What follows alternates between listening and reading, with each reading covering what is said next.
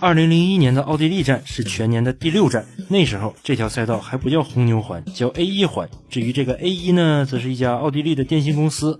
这一年的争冠格局基本延续了之前3年的势头，都是迈凯伦和法拉利的银红争霸。积分榜上，法拉利领先迈凯伦18分，积36分的舒马赫领先迈凯伦的库特哈德8分，库特哈德又领先巴里切罗14分，而迈凯伦98和99年的世界冠军哈基宁却只有可怜的4分。虽然积分榜形势利好法拉利，但 A1 环可不是舒马赫的风水宝地。全年17场比赛17条赛道，舒马赫只在奥地利没赢过，甚至连杆位和最快圈都没有，最高起步顺位也仅仅是第4，所以他非常渴望征服这条赛道，顺便扩大自己在积分榜上的领先优势。迈凯伦的情况也好不到哪儿去。首先，曾经的2冠王哈基宁状态下滑严重，他在揭幕战澳大利亚第25圈遭遇左前悬挂故障，高速撞上阿斯卡里湾的护墙，碎片击中了他的头盔，导致轻微脑震荡。这起事故让他想起了1995年他在阿德莱德的遭遇，赛道神经外科医生史蒂夫·刘易斯现场给哈基宁做了气管切开手术，才把颅骨骨折、颅内出血、阻塞气管的哈基宁从鬼门关拉了回来。再加上哈基宁的儿子在2000年底出生，他内心对于事故的恐惧又笼罩在了他的头顶。他也承认他的身体和精神状态已经无法重回巅峰。在分站冠军只有10分的当时，哈基宁距离舒马赫28分的差距还是大了点。迈凯伦只有全力支持库特哈德才有机会击败舒马赫。然而就在迈凯伦最需要意见一致的时候，最会处理队内关系的迈凯伦领队罗恩·丹尼斯出来拱火了。上一站西班牙，库特哈德暖台圈起跑时一动没动，丹秃子直接骂库特哈德大脑短路了，亲自给他们之间的关系撕开一道裂痕。而赛后调查发现，这其实是起步控制系统故障导致的。库特哈德在奥地利的战绩十分稳定，连拿4次第2。99年那次最可惜，他先把队友给撞了，然后又被舒马赫当时的队友埃尔文通过策略抢走了分冠。排位赛尽管在2号弯发生一次失误，但舒马赫还是以1分09秒562的成绩打破了哈基宁在2000年创造的非官方圈速纪录。新秀蒙托亚则是职业生涯首次前排发车。拉尔夫·舒马赫遭遇事故和失误，排在第2，调了下压力设置的巴里切罗第4。特鲁利引擎故障，只有15分钟的时间刷圈，排在第5。索博的海菲尔德第6，练习赛最快的库特哈德和哈基宁仅仅排在第7和第8，这是他们将近4个赛季以来最差的排位成绩。库特哈德车没调好，转向过度，哈基宁则遇到了引擎水压问题。第9起步的是新人 Kimi， 他在排位赛被小贝利纽夫挡了。第10位是 BAR 的潘尼斯。舒马赫和2台迈凯伦之间隔了2排赛车，可以说领奖台已经踏上最高一只脚了。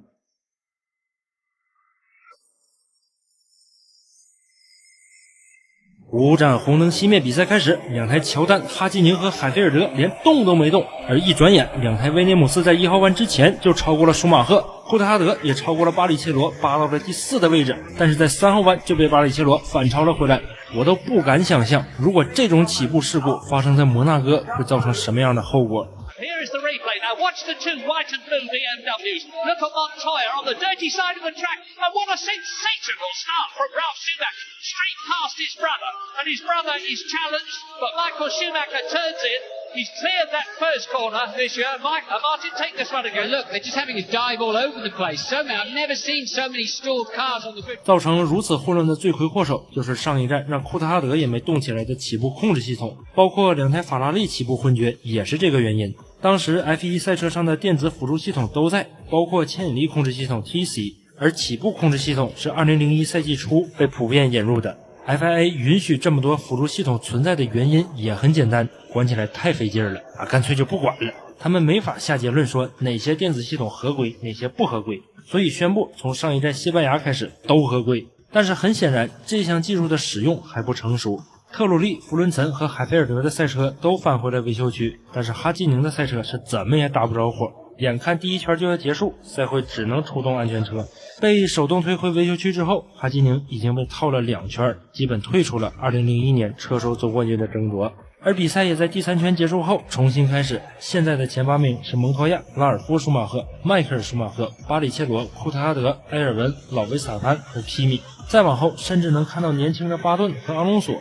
埃尔文显然是守不住这个位置的，3号弯之前就被29岁的老维斯塔潘超过，4号弯之前的直道又被 Kimi 给拉爆了。来到第4圈，巴里切罗居然在进攻舒马赫，是不是没见过意大利黑手？同时老维萨潘也在进攻库特哈德。 What has happened? We need to know who's gonna come out in front. As we see Truly going wide into the gravel one more time. 镜头切回来的时候，老维萨潘已经过掉了库特哈德，来到第5，他甚至贴上了巴里切罗，刷新了最快圈。老维萨潘应该是轻油起步，准备2停，否则以飞剑车队的速度不可能跟得上法拉利。这样的比赛节奏又持续了几圈，虽然拉尔夫在起步时超过了他哥哥，但他却带不开差距，到了第9圈已经被迈克尔贴上。面对着争夺世界冠军的亲哥哥以及为威廉姆斯1-2带回的荣耀，拉尔夫会怎样选择呢？为了不让拉尔夫纠结，他赛车的刹车也非常及时的坏掉了，导致他冲出赛道，随后直接退赛，给 Kimi 开进了积分区里。而另一台威廉姆斯也出现了问题，他们的米其林轮胎衰竭非常严重，马上就被舒马赫贴上。蒙托亚每一个弯都在打滑，舒马赫甚至在5、6号弯之间就在找机会偷袭蒙托亚。后面3台搭载普利司通轮胎的赛车也给蒙托亚施加了巨大的压力。第14圈，这是舒马赫第一次和蒙托亚并排。You can't slow the car down, you can't turn it in, and you can't get on the power. And look, he's just absolutely a victim to be overtaken. All he can do is make that car as wide as possible. But surely they're going to pass him easily, as some say. When they do, they'll all go past him. 挡了舒马赫3个弯之后，巴里切罗也对舒马赫蠢蠢欲动，但他只能退下。库特哈德和 Kimi 也跟了上来，现在已经变成了5台车的大混战。2圈之后，舒马赫迎来了最好的机会，蒙托亚为了死守内线，已经压上了白线。Sorry to interrupt you, but can he go around the outside? We know Michael will break a lot later, and still he's coming back. Michael's got to think of his world championship. Through goes Barrichello. Sorry, Martin. Through goes Barrichello. Off goes Montoya. Off goes Michael Schumacher. Michael Schumacher tried to dive inside Montoya, who had to go wide. He's gone onto the gravel. And so Rubens Barrichello has grasped his opportunity. And now Williams have got to fight back. 知道你舒马赫晚刹车有一手，那我蒙托亚就刹得更晚。结果刹得太晚了，直接锁死轮胎。为了防止 spin， 蒙托亚还反打了一把方向，碰到了舒马赫，俩人一起冲出了赛道。而面对舒马赫赛后的指责，蒙托亚表示，如果舒马赫认为自己受到了某种神明的庇佑，让他可以随心所欲，想在哪超车就在哪超车的话，那么他错了，他吓不倒我，我不像其他人那样心里那么脆弱。这可是蒙托亚在 F1 的首秀赛季，他就如此语出惊人啊！劳森就是个反面例子。舒马赫估计也是被这虎逼吓怕了，在看过录像之后向媒体表示，他同意蒙托亚的说法，这就是一起赛道事故，坐在座舱里可没有转播镜头那样开阔的视野。行吧。回到比赛，舒马赫掉到第6，蒙托亚掉到第7，巴里切罗领跑了比赛，老维萨潘第2，然后是库特哈德和 Kimi。上一次飞剑车队登上领奖台还是1997年匈牙利站的达蒙希尔，可惜他在最后一圈丢掉了分站冠军，差点夺冠。第23圈，老维萨潘已经跟不上巴里切罗了，他也快没油了。7圈的领奖台体验卡已经到期，而舒马赫在跟了 BAR 的潘尼斯9圈之后，终于超过了他。这次的超车可是一次非常精准的晚刹车走内线，跟蒙托亚形成了鲜明对比。拔掉潘尼斯这个瓶塞子之后，舒马赫迅速逼近 Kimi 都是法拉利引擎，厂队超客户车队应该不在话下吧？不对，放错了，重来。法拉利倒数第2位世界冠军超过了法拉利最后一位世界冠军，而这场比赛也仅仅是 Kimi 的第6场 F1 比赛和第28场方程式赛车比赛。跳级开 F1 首站就拿分， Kimi 的天赋已经初露锋芒。超过 Kimi 之后，舒马赫的下一个目标就是库特哈德，而库特哈德也正好遇到了慢车，被舒马赫整整追进了1秒。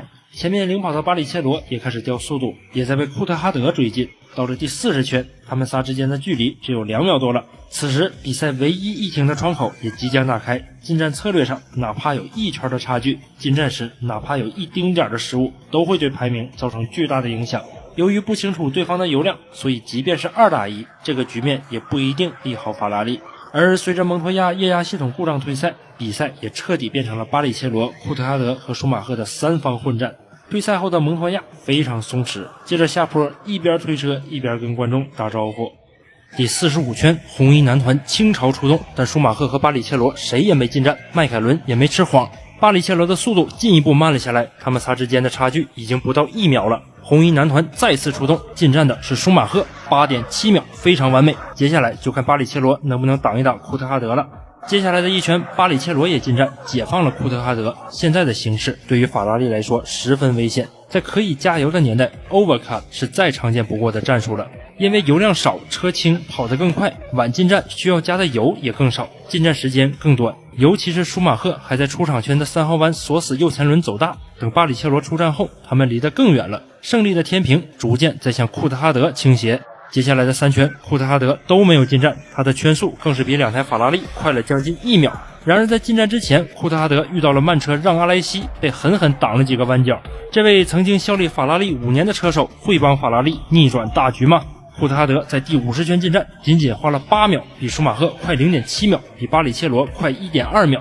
库特哈德已经驶过了维修区出口解除限速的白线，但镜头里依然没有巴里切罗的身影。在周六灾难性的排位赛之后，库特哈德从第7逆袭到了第1，现在他领先巴里切罗 1.6 秒。但库特哈德还不能掉以轻心，他的轮胎还没有热起来，很快就被巴里切罗追到了1秒左右，而且比赛还有20圈，一切皆有可能。德拉罗萨退赛引发的黄旗和慢车卢西亚诺·布尔蒂能让库特哈德稍微喘口气儿，舒马赫在后面只能干着急，他又走大了，这次是最后一弯。虽然巴里切罗追到了库特哈德身后1秒以内，但在油量相近的情况下，他始终找不到好的超车机会，而套圈慢车此时就成了一个变数。第58圈，舒马赫的前队友埃尔文让车让得非常干净，接下来是让阿莱西、老维萨潘。这么折腾一下之后，舒马赫也慢慢跟了上来，他疯狂的追进和巴里切罗的差距，只有一旁巴顿退赛的赛车才能让他稍微放缓脚步。但比赛也只剩下6圈了，留给法拉利的时间不多了。他们会不会下达车队指令，让巴里切罗让过速度更快的舒马赫，让后者去尝试攻击库特哈德呢？如果真这么干了，也没啥奇怪的。舒马赫的队友还是埃尔文的时候，法拉利就干过好几次了。还剩5圈、4圈、3圈、2圈，他们还是没有交换位置，而那句臭名昭著的车队指令也在最后一圈姗姗来迟。这个指令，法拉利在 T2 里重复了7次。Und wir schauen, was passiert. Das war ein Befehl! Let Michael pass for the championship. Es gibt eine klare Aussage von Jean Todt. Michael Schumacher soll vorbeigewunken werden. Rubens schaut in den Spiegel. Die letzten 2 Kurven.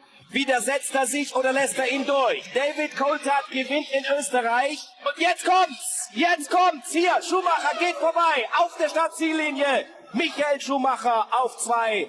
Rubens Barrichello auf 3. Thank you. 领奖台上不能说是其乐融融吧，至少也算得上十分尴尬了。拿到奖杯的巴里切罗满脸写着开心，而出于对前一天因为空难离世的伊摩创始人保罗·摩根的尊重，库特哈德并没有开香槟。伊摩正是迈凯伦的梅奔贴板引擎的制造商，舒马赫也不知道跑哪去了，只留巴里切罗一个人强颜欢笑的喷香槟。 And then you pulled over to let Michael through. Why was that?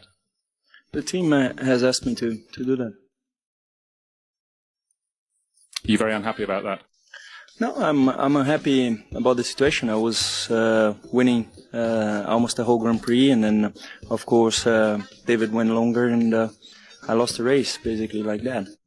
That's why I'm feeling unhappy. Thank you, Rubens. 赛后各位车手和名宿的观点自然分成了2派。菜鸟阿隆索说这个指令很奇怪，因为赛季尚早，巴里切罗也有机会争冠，换成他自己的话绝对不想有这个境遇啊。于是就有了07年的终极内斗，08年的撞车门，10年的 Fernando is faster than you。 蒙托亚说这个指令太荒唐了，只要舒马赫在，法拉利就只能是舒马赫的法拉利，别人一点机会都没有。当时还在迈凯伦的纽维也说这违背了体育精神。